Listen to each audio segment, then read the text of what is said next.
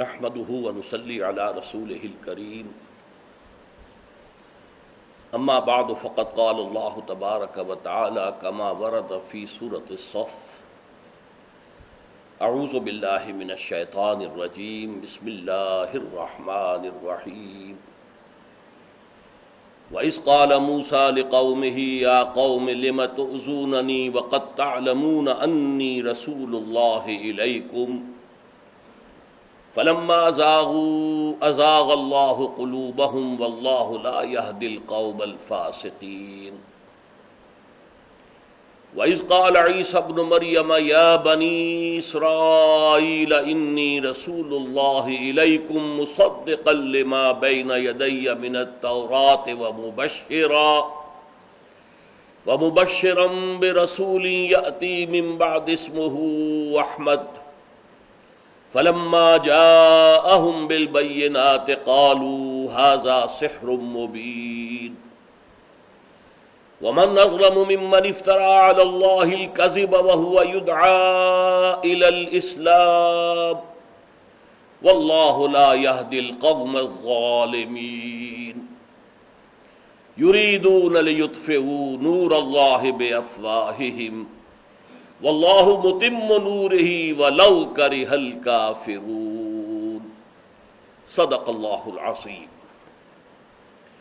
رب اشرح لي صدری ویسر لي امری واحلل عقدۃ من لسانی یفقہوا قولی اللہم ربنا الہمنا رشدنا واعذنا من شرور انفسنا اللہم ارنا الحق حقا وارزقنا اتباعہ وارنا الباطل باطلا وارزقنا اجتنابہ اللہم وفقنا لما تحب وترضى وتقبل منا فإنك خير المتقبلين آمین یا رب العالمین۔ سورہ صف کی ہم اس سے قبل 6 آیات کا مطالعہ کر چکے ہیں۔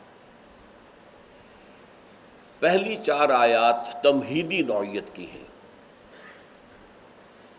اس میں جو مضمون حقیقتاً مختلف اسالیب سے لا کر جس جگہ مرکوز کیا گیا ہے وہ کیا ہے؟ جہاں تک تسبیح و تحمید کا تعلق ہے تو کائنات کا ذرہ ذرہ اللہ کی تسبیح و تحمید کر رہا ہے۔ سبح للہ ما فی السماوات و ما فی الارض وہو العزیز الحکیم۔ تو اگر بندہ مومن بھی بس اسی پر اکتفا کرے تو وہ تو جمادات و نباتات سے بڑھ کر نہ ہوا۔ بندہ مومن کا کام ہے تکبیر رب، اور تکبیر رب کے معنی صرف یہ نہیں ہے کہ کہہ دیا جائے اللہ اکبر، نعرہ تکبیر اللہ اکبر بس۔ تکبیر رب کے معنی ہے اللہ کی بڑائی کا اعلان، اللہ کی کبریائی کا نفاذ، اس کے لیے تن من دھن لگا دینا۔ یہی بات ہے جو علامہ اقبال نے بہت خوبصورت انداز میں کہی ہے، یا وسعت افلاک میں تکبیر مسلسل، اللہ اکبر وسعت افلاک میں، یا خاک کی آغوش میں تسبیح و مناجات، سبحان اللہ الحمدللہ الحمدللہ۔ وہ مسلک مردان خداگاہ خدا مست، یہ مذہب ملا و جمادات و نباتات، یہ فرق ہے۔ یہی وجہ ہے کہ اگلی آیت میں جھنجھوڑ دیا گیا یا ایھا الذین آمنوا لم تقولون ما لا تفعلون، اور خبردار کر دیا گیا یہ زبانی دعوے ایمان کے اور اللہ کی محبت کے اور رسول کے عشق کے، ان سے کوئی کریڈٹ نہیں ملے گا، یہ سخت ترین ڈیبٹ بن جائے گا تمہارے خلاف۔ لم تقولون ما لا تفعلون کبر مقتا عند اللہ ان تقولوا ما لا تفعلون۔ اللہ کی بیزاری کو شدید بنا دینے والی ہے یہ بات کہ تم کہو جو کرتے نہیں۔ اور پھر اپنی محبوبیت خداوندی کا اور محبت خداوندی کا معیار سامنے رکھ دیا گیا، ان اللہ یحب الذین یقاتلون فی سبیلہ صفا کانہم بنیان مرصوص۔ دیکھ لو، یہ ہے ہمارا معیار۔ اللہ تو محبت کرتا ہے اپنے ان بندوں سے جو اس کی راہ میں جنگ کرتے ہیں صفے باندھ کر، گویا کہ سیسا پلائی ہوئی دیوار۔ یہ بھی میں 2 شعر آپ کو اقبال کے سنا چکا ہوں. مقام بندگی دیگر بندگی، مقام عاشقی دیگر. محبت خدا بندی کا مقام کچھ اور ہے، اور صرف بندگی خدا بندی کا مقام کچھ اور ہے. مقام بندگی دیگر، مقام عاشقی دیگر. ز نوری سجدہ می خواہی، ز خاکی بے شذا خواہی. چنا خود را نگہداری کے بائیں بے نیازی ہا، شہادت بر وجود خود ز خون دوستاں خواہی. اے اللہ، تو تو بے نیاز ہے، تجھے کسی شے کی ضرورت نہیں، لیکن اس بے نیازی کے باوجود تجھے اپنی ہستی، اپنی ذات کا اتنا خیال ہے کہ تو اپنی ذات پر شہادت کے لیے اپنے دوستوں، اپنے محبت کرنے والوں، اپنے عاشقوں کی گواہی خون سے ثبت کرانا چاہتا، جانے دے کر، اور ثابت کرو کہ تم گواہ ہو واقعتاً. اشہد ان لا الہ الا اللہ. اس کے لیے شہادت کی موت جو ہے وہ مرو، تب گویا کہ ثابت ہوا کہ تم اللہ کے عاشق. یہ 4 آیتیں ہیں تمہید کی. اس کے بعد 4 ہی آیتیں ہیں، جیسا کہ میں نے ابتدا میں عرض کیا تھا کہ ان صورتوں میں ایک مشترک مضمون یہ بھی ہے کہ سابقہ امت مسلمہ کے کچھ حوالے دیے جاتے ہیں. مسلمانوں، یہ ان کے آئینے میں اپنی تصویر دیکھ لو، اس لیے کہ حضور سے دونوں طرح کی حدیثیں جو ہیں وہ منقول ہیں، مروی ہیں. لَتَتَّبِعُنَّ سُنَنَ مَنْ قَالَ قَبْلَكُمْ. تم لازماً انہی راستوں پر چلو گے جن پر تم سے پہلے لوگ چلے ہیں. یہاں تک کہ اگر ان میں سے کوئی بدبخت اپنی ماں کے ساتھ اس نے زنا کیا ہوگا، تم میں بھی کوئی بدبخت اٹھے گا جو یہی حرکت کرے گا. اگر وہ گوہ کے بل میں گھسے تھے، تم بھی گھسو. اور ساتھ ہی فرما دیا گیا لَيَأْتِيَنَّ عَلَىٰ أُمَّتِي مَا أَتَىٰ عَلَىٰ بَنِي إِسْرَائِيلَ حَسْبَ النَّعْلِ بِالنَّعْلِ. میری امت پر بھی وہ سارے حالات و واقعات وارد ہو کر رہیں گے کہ جو بنی اسرائیل پر وارد ہوئے تھے، بالکل ایسی مشابہت سے جیسے کہ ایک جوتا دوسرے جوتے سے مشابہ ہو. اس کے لیے بنی اسرائیل کی تاریخ جو سابقہ امت مسلمہ ہے، اس کی 3 جھلکیاں دکھائی گئی ہیں 4 آیات میں. میں نے پچھلی مرتبہ عرض کیا تھا کہ تورات ہی میں ہے یہ کہ خدا نے فرمایا بنی اسرائیل سے کہ اے بنی اسرائیل، تو تو وہ چھنال عورت ہے جس نے پہلی شب میں اپنے شوہر سے بے وفائی کی ہے. اس لیے کہ حضرت موسیٰ علیہ السلام سے تو ان کی تاریخ شروع ہوتی ہے. انہیں تورات دی گئی، انہیں کتاب دی گئی، حضرت موسیٰ کے ذریعے انہیں بدترین غلامی سے نجات دلائی گئی. 9 معجزے تو وہ تھے کہ جو سرزمین مصر چھوڑنے سے پہلے پہلے آل فرعون کو بھی دکھائے گئے، بنی اسرائیل نے بھی دیکھے اپنی نگاہوں سے. پھر وہاں سے نکلنے کے وقت عظیم ترین معجزہ کہ عصائے موسوی کی ایک ضرب سے سمندر پھٹ گیا. پھر عصائے موسوی کی ضرب سے 12 چشمے ایک چٹان سے پھوٹ بہے.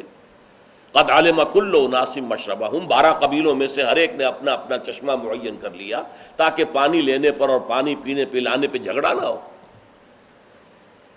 پھر بھوک لگی تو من و سلوہ نازل ہوا.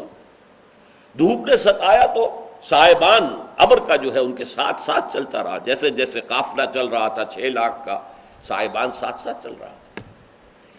ایسے عظیم معجزات. یہ پہلی شب ہوئی ان کی، شب زفاف ہے.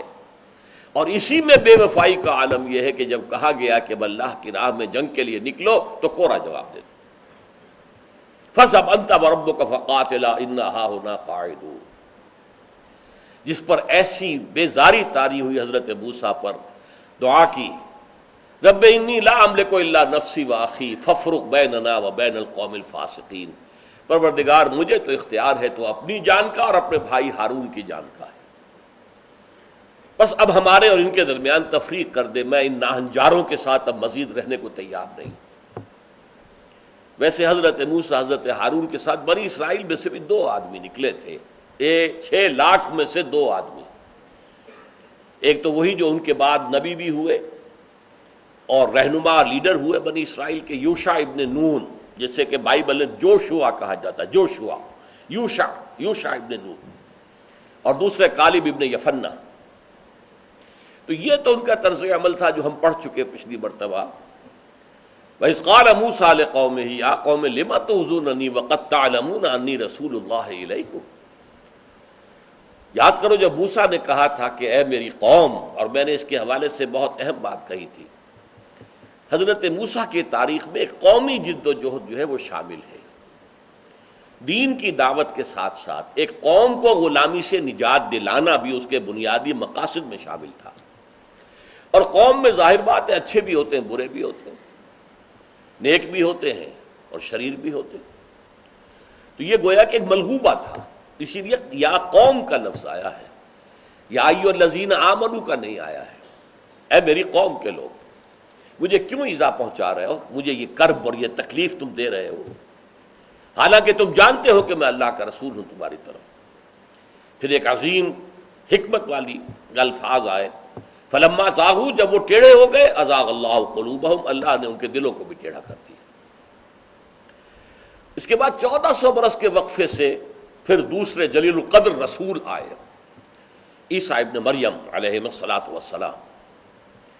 ان کو اللہ نے عظیم ترین معجزے دیے، عظیم ترین، بلکہ سراپا ان کا وجود ہی معجزہ تھا. بن باپ کے پیدائش، گھوڑے میں بولنا، انی عبد اللہ آتانی الکتاب وجعلنی نبیا، تاکہ حضرت مریم سلام علیہا پر جو تہمت لگ رہی تھی اس تہمت کا توڑ ہو گیا. پھر یہ کہ جو معجزے، مردہ کو زندہ کرنا، اور مادر ذات جو ہے وہ اندھے ان کو درست کر دینا، کوڑھیوں پہ ہاتھ پھیرنا اور ان کا بھلا چنگا ہو جانا، یہ سارے احیاء موتا، اور پرندہ بنانا گارے کا، پھونک مارنا اور اس کا اڑتا ہوا پرندہ بن جانا. لیکن ان بدبختوں نے کیا کہا، یہ جادو ہے، ھذا سحر مبین، یہ تو کھلا جادو ہے. اور جب یہ جادو ہے تو یہ جادوگر ہے، جادوگر ہے تو مرتد ہے، مرتد ہے تو واجب القتل ہے، لہذا سولی پر چڑھا دیا جائے. یہ انہوں نے سلوک کیا اللہ کے دوسرے جلیل القدر پیغمبر کے ساتھ. اس دوسری آیت میں ایک اہم مضمون آیا کہ حضرت عیسیٰ علیہ السلام کی پوزیشن کیا تھی. آپ ایک لنک ہیں موسیٰ اور محمد کے درمیان علیہ الصلاۃ والسلام و صلی اللہ علیہ وسلم. موسیٰ جو شریعت لائے تھے اس کی توثیق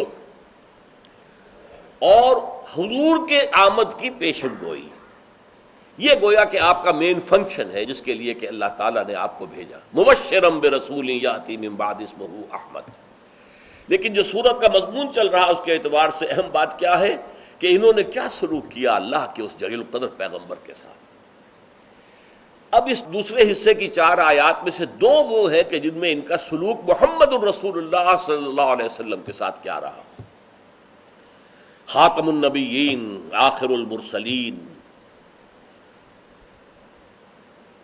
نبی آخر الزمان، جس کا انتظار کر رہے تھے، انتظار کر رہے تھے، انتظار کر رہے تھے، جس کے حوالے سے دھمکایا کرتے تھے اوس اور خزرج کے لوگوں کو کہ دیکھو اس وقت تو تم ہمیں دبا لیتے ہو. اس لیے کہ ان کی حیثیت ایسی ہی تھی کہ جیسے کہ ہمارے دیہات میں کوئی بنیے آ کے آباد ہو جائے. اب ظاہر بات ہے کہ گاؤں جو ہے وہ تو جاٹوں کا ہے یا ارائیوں کا ہے یا راجپوتوں کا ہے، وہ جو ہے مالکان دیہ تو وہ ہے سنز آف دی سوائل. اب یہ آ گئے کہیں سے آ کر، وہ ایک بنیے نے چھوٹی سی دکان کھولی، کھولتے سودی کاروبار سے سب سے اعلیٰ عبارت اسی کی ہو گئی.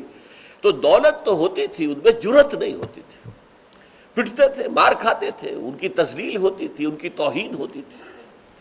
یہی معاملہ بنی اسرائیل کا اس وقت تھا اوس اور خزرج کے ہاتھوں. کوئی قبیلہ اوس کا حلیف بن کے پناہ لیے ہوئے تھا اوس کے دامن میں، کوئی قبیلہ جو ہے خزرج کا حلیف بن کر اس کے دامن میں پناہ لیے ہوئے تھا. اور اگر کہیں جھگڑا ہو جاتا تھا، پٹتے تھے، مار کھاتے تھے، تو کہتے دیکھو ابھی تو تم ہمیں دبا لیتے ہو، لیکن جب نبی آخر الزمان کا ظہور ہوگا اور وہ بہت قریب ہے اب، تو پھر ہم اس کے ساتھ ہو کر جب تم سے لڑیں گے تم ہمیں شکست نہیں دے سکو گے. یہی بات تھی جو ذریعہ بن گئی خزرج کے 6 افراد جو ایمان لائے حضور پر حج کے موقع پر سن 10 نبوی میں. تو جب حضور نے اپنی نبوت کا اظہار کیا ان کے سامنے تو انہوں نے کلنکھیوں سے ایک دوسرے کو دیکھا، معلوم ہوتا ہے یہ وہی نبی ہیں جس کا ذکر یہودی کرتے ہیں، تو اس سے پہلے کہ وہ ایمان لائے ہم ایمان لے آتے ہیں. یہ ذریعہ بن گیا. لیکن یہ بدبخت بدترین دشمن ثابت ہوئے محمد الرسول اللہ صلی اللہ علیہ وسلم۔ حضور کو یہ گمان تھا کہ مکے میں جو میں تبلیغ اب تک کرتا رہا تو مکے والے تو توحید سے نہ آشنا تھے، رسالت سے واقف نہیں تھے، بعث بعد الموت سے واقف نہیں تھے، نہ ان کے پاس کوئی شریعت تھی، نہ کوئی کتاب تھی، کچھ بھی نہیں تھا۔ تو ان کے لیے تو جو بات میں لے کر آیا وہ بولڈ فرام دی بلو، ایک بالکل نئی بات تھی، لہذا ان کا اوپرانا، ان کا اجنبیت محسوس کرنا تو سمجھ میں آنے والی بات ہے۔ لیکن یہ لوگ توحید کے مدعی، نبوت و رسالت سے واقف، ان کے پاس کتاب موسیٰ کی شریعت، تو توقع یہ تھی کہ یہ تو فوراً میری تائید کریں گے، فوراً ایمان لے آئیں گے۔ اللہ تعالیٰ نے سورہ بقرہ ہی میں حضور کی اس غلط فہمی کو دور کر دیا۔ لن ترضى عنك اليهود ولا النصارى حتى تتبع ملتهم۔ اے نبی اس خوش گمانی میں نہ رہیے، ہرگز راضی نہیں ہوں گے آپ سے نہ یہودی اور نہ ہی عیسائی نصرانی، جب تک کہ آپ ان کی ملت کی پیروی نہ کریں۔ ان کی چودراہٹ ہے، ان کی مسندیں ہیں، ان کا فتویٰ چلتا ہے، ان کے فیصلوں پر عمل ہوتا ہے، تو ظاہر بات ہے وہ اپنی اس پوزیشن کو کیسے چھوڑ دیں گے۔ لن ترضى عنك اليهود ولا النصارى حتى تتبع ملتهم، وہ تو چاہیں گے ہماری پیروی کرو، ہماری سیادت قبول کرو، ہماری چودراہٹ کو مانو، ہماری سرداری کو تسلیم کرو، تو ٹھیک ہے۔ لہذا یہ ماننے والے بدترین دشمن یہودی ثابت ہوئے۔ اگرچہ عیسائیوں کی طرف سے حضور کی زندگی میں کوئی تصادم کی بات نہیں آئی، کوئی مخالفت کی بات نہیں آئی، یہ فرق ہے۔ اسی لیے سورہ مائدہ میں وہ آیت بھی موجود ہے کہ ایک مسلمانوں تم دیکھو گے کہ اہل ایمان سے دشمنی میں تو سب سے بڑھ کر ہیں یہودی اور مشرک، اور اہل ایمان سے خیر خواہی اور دوستی میں سب سے بڑھ کر ہیں نصارا۔ ذالک بأن فیہم قسیسین ورہبانا وانہم لا یستکبرون، ان میں درویش لوگ موجود ہیں، راہب لوگ موجود ہیں، خدا والے موجود ہیں، مخلص لوگ موجود ہیں، متکبرین نہیں۔ لہذا یہ تھی شکل اصل میں اس وقت۔ یہود کا کردار اور تھا، عیسائیوں کا کردار اور تھا حضور کے ساتھ۔ یہ تو پھر بڑی لمبی داستان ہے۔ کوئی ٹکراؤ یہودیوں سے نہیں ہوا۔ نجران کے عیسائیوں کا وفد بھی آیا تھا، تو جو ان کا سردار تھا اس نے اپنے چھوٹے بھائی سے کہا کہ یہ ہیں نبی، رسول ہیں۔ چونکہ اس کے اونٹ نے یا گھوڑے نے ٹھوکر کھائی تو اس نے کہا تائس الابد، وہ دور والا برباد ہو جائے۔ اس نے گویا کہ اشارہ کیا حضور کی طرف، تو اس نے کہا تائست امک، تیری ماں برباد ہو جائے۔ کہ کیوں؟ میں نے تمہیں تو کچھ نہیں کہا تھا، میں نے تو محمد کے لیے کہا تھا۔ اس نے کہا محمد تو رسول ہے، اللہ کے نبی ہے۔ کہا پھر کیوں نہیں مانتے ہم؟ ہم نہیں مان سکتے اس لیے کہ قیصر روم سے ہمارا تعلق ہے، ہمیں خطابات ملے ہوئے ہیں، ہمیں جاگیریں ملی ہوئی ہیں، ہمارا عزت، ہماری عزت ہے، احترام ہے، یہ ساری حیثیت ختم ہو جائے گی اگر ہم محمد کو مان لیں۔ یعنی مانتے تھے، لیکن بیڑی جو ہے وہ پڑی ہے وہ اپنی سیادت اور قیادت کی۔ خود ہرقل جو ہے وہ ماننا چاہتا تھا، لیکن چاہتا یہی تھا کہ جیسے تقریباً 350 برس قبل جیسے کہ شہنشاہ قسطنطین، کانسٹنٹائن ایمپرر آف روم، وہ عیسائی ہوا تھا تو ساری مملکت روما عیسائی ہو گئی تھی، تو یہ جو چاہتا تھا یہ ہیرکلیس، تو ہرقل، جسے ہرقل ہم کہتے ہیں، ہیرکلیس کی بھی خواہش یہ تھی کہ میری پوری سلطنت مسلمان ہو جائے۔ مقوقس نے حضور کو جو ہے وہ بھیجے تھے، نذرانے بھیجے تھے۔ اس لیے آپ نوٹ کیجئے کہ عیسائیوں کا رد عمل اور تھا۔ یہودی شدید ترین دشمن، چنانچہ اب ان دو آیتوں میں جس میں کہ حضور کے ساتھ ان کا طرز عمل بیان ہو رہا ہے، فرمایا وَمَنْ أَظْلَمُ مِمَّنْ افْتَرَىٰ عَلَى اللَّهِ الْكَذِبَ وَهُوَ يُدْعَىٰ إِلَى الْإِسْلَامِ، ان لوگوں سے بڑھ کر ظالم کون ہوگا جنہیں اسلام کی دعوت دی جا رہی ہو۔ محمد الرسول اللہ صلی اللہ علیہ وسلم اسلام کی دعوت دے رہے ہیں اب انہیں، اور انہیں آخری موقع مل رہا ہے۔ عسیٰ ربکم ان یرحمکم وان عدتم عدنا، یہ سورہ بنی اسرائیل میں آیات آ چکی ہیں۔ اگرچہ تم مجرم ثابت ہو چکے ہو، حضرت مسیح کو اپنے بس پڑتے سولی پر چڑھوا کر تم نے وہ جرم عظیم کیا ہے کہ بدترین عذاب استیصال کے مستحق ہو چکے ہو، لیکن ہمارا فضل و کرم ہے تم پر، ہماری بہت بڑی رعایت ہے تم پر، کہ اب ایک اور موقع تمہیں ہم دے رہے ہیں کہ تم محمد کے دامن میں آ جاؤ. عسیٰ ربکم ان یرحمکم وان عدتم عدنا. تمہارا پروردگار اب بھی تم پر رحم فرمانے کے لیے تیار ہے، رحمت نازل کرنے کے لیے تیار ہے، لیکن اگر تم نے وہی پرانی روش اختیار کی تو ہم بھی اسی طرح سزائیں دیں گے. پھر جیسے نیبوکڈنیزر کے ہاتھوں تمہیں پٹوایا تھا، جیسے ٹائٹس کے ہاتھوں تمہیں پٹوایا، جیسے تمہیں کیپٹیوٹی میں رکھا ہے، جیسے کہ تمہیں ڈائسپورا میں رکھا ہے تقریباً 2000 برس کے لگ بھگ، وہی دور تم پر جاری رہے گا. ان ھذا القرآن یہدی للتی ہی اقوم. اگر آنا ہے تو یہ شاہدرہ جو ہے اللہ کی رحمت کا دروازہ، شاہدرہ بڑا دروازہ، یہ شاہدرہ جو ہے لاہور کے باہر، یہ لاہور کا شاہدرہ ہے. یہیں سے ہو کر لاہور میں داخل ہوتے تھے نا، لاہور میں داخل ہونے کا کوئی راستہ نہیں تھا. ایسے ہی ایک شاہدرہ تھا دلی میں، جمنا کے ادھر تھی دلی آباد، جمنا کے ادھر وہ شاہدرہ تھا. وہاں سے پل جو ہے وہ اسی طریقے سے جیسے راوی کا پل ہے، وہاں پل تھا جمنا پر، اس سے دلی میں آتے تھے. یو پی سے جس کو داخل ہونا ہے دلی میں وہ شاہدرہ سے ہو کے آئے گا، شاہدرہ اسے کہتے ہیں. تو اللہ کی رحمت کا شاہدرہ جو ہے وہ قرآن. لیکن ان بدبختوں نے کیا کیا؟ اللہ تعالیٰ پر جھوٹ جڑے، جھوٹی باتیں جو ہے اللہ کی طرف سے بیان کی. ان میں سے چند کا میں ذکر کر رہا ہوں. سب سے پہلا انہوں نے جھوٹ جڑا اللہ پر، نحن ابناء اللہ واحباؤہ، ہم تو اللہ کے بیٹوں کے مانند ہیں، بلکہ اس کے بہت ہی چہیتے اور لاڈلے ہیں. قرآن نے جواب دیا فلم یعذبکم بذنوبکم بل انتم بشر ممن خلق. ایسے لاڈلے اور چہیتے ہو تو تمہیں اللہ تعالیٰ تمہارے گناہوں کی پاداش میں سزا کیوں دیتا رہا ہے؟ تمہاری اسرائیل کی سلطنت اشوریوں کے ہاتھوں کیوں ختم کرائی تھی 700 قبل مسیح میں؟ تمہاری یہودا کی مملکت جو تھی وہ کیوں 587 کے اندر نبوکڈنیزر کے ہاتھوں برباد ہوئی تھی؟ اور سلیمان کا بنایا ہوا معبد جو ہے وہ مسمار ہوا تھا. پھر تمہیں کیوں اللہ تعالیٰ نے یونانیوں کے پاؤں تلے روندا، پھر کیوں رومیوں کے پاؤں تلے روندا؟ اور رومن ٹائٹس وہ تھا کہ جس نے سن 70 میں پھر تمہارا وہ ہیکل سلیمانی دوبارہ جو تم نے بنایا تھا اسے بھی گرایا، اور 1,33,000 ایک دن میں قتل کیا اور تمہیں وہاں سے نکال باہر کیا. ڈائسپورا شروع ہو گیا. تو ایسے لاڈلے اگر تم ہو اللہ کے تو تمہیں یہ عذاب کیوں دیتا رہا ہے؟ قالوا نحن ابناء اللہ واحباؤہ قل فلم یعذبکم بذنوبکم بل انتم بشر ممن خلق. دوسرا جھوٹ کیا گڑھا؟ لن تمسنا النار الا ایاما معدودات یا معدودہ. 2 جگہ یہ آیت آئی ہے، ایک جگہ معدودہ، ایک جگہ معدودات. ہمیں تو آگ چھو ہی نہیں سکتی مگر گنتی کے چند دن. چند دن کے لیے صرف ڈالیں گے، اگر جہنم میں ڈالا بھی تو بالفرض فوراً نکال لیں. جواب اس کا کیا دیا گیا؟ قل اتخذتم عند اللہ عہدا فلن یخلف اللہ عہدہ. اے نبی ان سے پوچھئے تم نے کوئی اللہ سے عہد لے لیا ہے؟ اس بات کا کوئی ہے ثبوت تمہارے پاس؟ لاؤ تورات لاؤ، کہاں لکھا ہوا ہے دکھاؤ. اللہ تعالیٰ اپنے عہد کی خلاف ورزی نہیں کرے گا. وہ عہد کہاں ہے؟ تیسرا بہت بڑا جھوٹ گھڑا انہوں نے، حضور پر ایمان نہ لانے کی دلیل دی. ان اللہ عہد الینا اللہ نؤمن لرسول حتی یاتینا بقربان تاکلہ النار.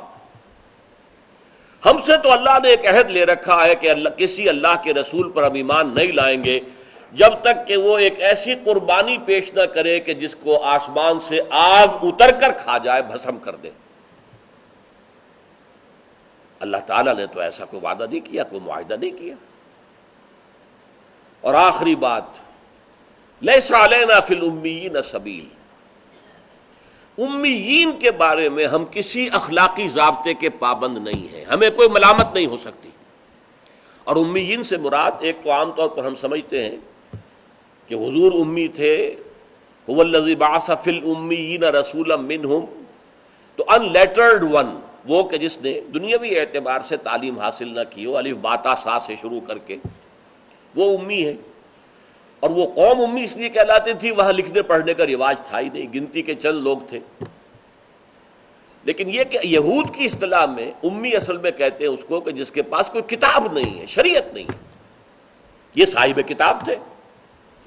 لہذا یہ تمام انسانوں کو جینٹائلز کہتے تھے، گوئمز کہتے تھے کہ یہ انسان نہیں ہے، انسان نما حیوان ہے.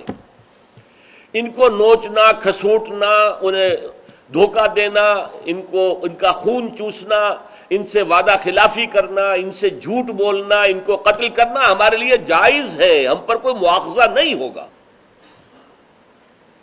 یہ ان کا عقیدہ تھا اور آج تک ہے، تالمود میں صراحت کے ساتھ لکھا ہوا ہے۔ یہی وجہ نوٹ کیجئے، سود حرام ہے شریعت موسوی میں، اور یہودی ایک دوسرے سے سود نہیں لیتے، نہ لیتے ہیں نہ دیتے ہیں۔ جینٹائلز کہتے ہیں ان کے لیے جائز ہے، ہم ان سے سود لے سکتے ہیں، کیونکہ ان کے بارے میں ہم پر کوئی نہ شریعت کی پابندی ہے نہ اخلاق کی پابندی ہے۔ ہم انہیں دھوکہ دیں، ان سے جھوٹ بولیں، جو چاہیں کریں۔ لیس علینا فی الامیین سبیل، ہم پر تو ان امیین کے بارے میں تو کوئی ملامت کا راستہ، کوئی ہمارے اوپر کوئی الزام آئے ہے ہی نہیں، اس کا کوئی سوال ہی پیدا نہیں ہوتا، ہم جو چاہے کریں ان کے ساتھ۔ ہاں بس پڑھنے کی بات ہے، بس نہ پڑھے تو بات دوسری ہے۔ بس ہو ہمارے اختیار میں ہو تو جس طرح چاہیں لوٹیں، کھسوٹیں، خون پئیں، جس طرح چاہیں ایکسپلائٹ کریں۔ جیسے جانوروں کو ذبح کر کے کھانا انسانوں کا حق ہے، بکری ہے، بھیڑ ہے، آپ نے ذبح کی کھا لی، یا جیسے گھوڑے کو ٹانگے میں جوتنا اور بیل کو جو ہے ہل میں جوت لینا آپ کا حق ہے، ایسے ہمارا حق ہے۔ اس لیے کہ یہ لوگ جو ہیں گوئمز اینڈ جینٹائلز، یہ انسان نہیں ہے، انسان نما حیوان۔ یہ آیت ختم ہوئی ہے پھر ان الفاظ پر، واللہ لا یہدی القوم الظالمین۔ پہلے آیا تھا واللہ لا یہدی القوم الفاسقین، اب فرمایا واللہ لا یہدی القوم الظالمین، اللہ ایسے ظالموں کو ہدایت نہیں دیتا، یعنی زبردستی ہدایت نہیں دیتا۔ یہ اللہ کے قانون کے خلاف ہے۔ اس نے دنیا بنائی ہے، انسان کو تخلیق فرمایا ہے، انسان کو فری چوائس دیا ہے، اما شاکرا و اما کفورا، چاہو تو شکر گزار بندے بنو اور چاہو تو تم ناشکرے بن جاؤ۔ فمن شاء فلیؤمن ومن شاء فلیکفر، جو چاہے ایمان لائے، جو چاہے کفر کرے، تمہارا اختیار ہے، دی چوائس از یورس۔ یہ دوسری بات ہے کہ نتیجہ بہت برعکس نکلے گا۔ اہل ایمان کو آخرت میں جو بھی روح و ریحان و جنت و نعیم کے جو ہے وہ اللہ تعالیٰ کی طرف سے جزا ہوگی، اور ان کے لیے پانی بھی ہوگا تو کھولتا ہوا، اور آگ ہوگی جہنم کی بھڑکتی ہوئی، لیکن چوائس تمہارا ہے۔ تو اللہ کو غلط راستے پر چلنا چاہتا ہو تو زبردستی اسے ہدایت نہیں دیتا۔ واللہ لا یہدی القوم الفاسقین واللہ لا یہدی القوم الظالمین، یہاں پر ایک لفظ اضافہ کر کے بات پوری ہوتی ہے۔ اللہ فاسقوں کو زبردستی ہدایت نہیں دیتا، اللہ ظالموں کو زبردستی ہدایت نہیں دیتا، ہدایت تو دیتا ہے۔ کوئی شخص فاسق و فاجر تھا، اس کے بعد اس کے دل میں ایمان اتر آیا، لہذا اس کی ہدایت ہو گئی۔ کوئی شخص پہلے مشرک تھا، سارے کے سارے ہی عرب کے لوگ مشرک تھے، پھر اللہ نے توفیق دی، ایمان لیا، ہدایت ہو گئی۔ تو اس کو اس معنی میں نہ لیجئے کہ اللہ کسی فاسق کو کبھی ہدایت دیتا ہی نہیں، یا اللہ کسی ظالم کو کبھی ہدایت دیتا ہی نہیں، زبردستی نہیں دیتا، اس کی طلب ہے۔ جیسے ہم پہلے پڑھ چکے ہیں، جو ٹیڑھے ہو گئے ہم نے ان کے دل بھی ٹیڑھے کر دیے۔ جو طالب حق ہوگا، طالب ہدایت ہوگا، اس کے لیے ہم راستے کھولتے چلے جائیں گے۔ والذین جاہدوا فینا لنہدینہم سبلنا، ہم اپنے راستے ان کے لیے کھولتے چلے جائیں گے، انہیں اپنے راستوں کی ہدایت دیتے چلے جائیں گے۔ تو ابھی یہ ایک آیت ہم نے جو ہے حضور کے ساتھ ان کے طرز عمل کی جو دو آیتیں آئی ہیں اس دوسرے حصے میں سورہ صف کے، ان میں سے ایک آیت کا ہم نے مطالعہ مکمل کیا۔ بارک اللہ لی ولکم فی القرآن العظیم ونفعنی وإیاکم بالآیات والذکر الحکیم۔